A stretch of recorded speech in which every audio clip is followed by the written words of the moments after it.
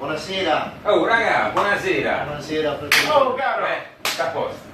Allora, Un come bel va? caffettino? Caffettino? Sì, dai, un bel caffettino, vai.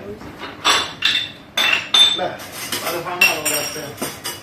no, il caffè la prima mattina. Va bene, dai. Sto Vado? dormendo un po'. Ragazzi, stamattina vado a fare la cotta a una ragazza Ah sì? e speriamo. Ti vado ad aprire. Ma dai, ma ragazza. Ma poi ci provo, vediamo che succede.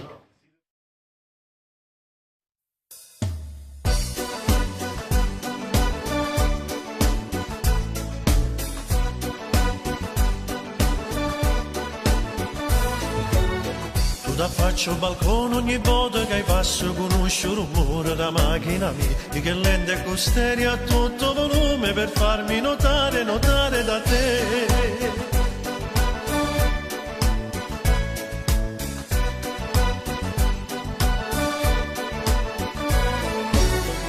Ma come si belli in tacchino pigiamo, tu spanne panne che capelli attaccati, faccio capire che me stai aspettando e quando mi incontriamo mi fa capire.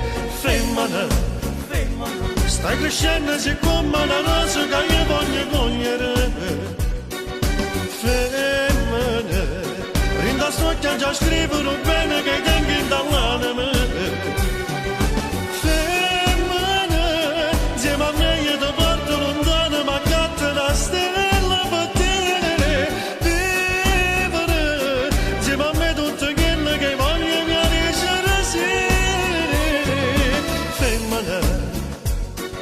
Ma fammi sto bello regalo, lasciati amare.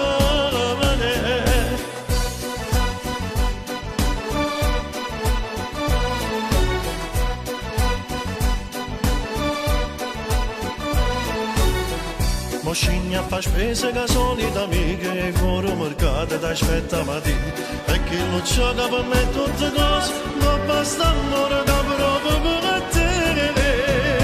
Femmina, stai crescendo siccome una rosa che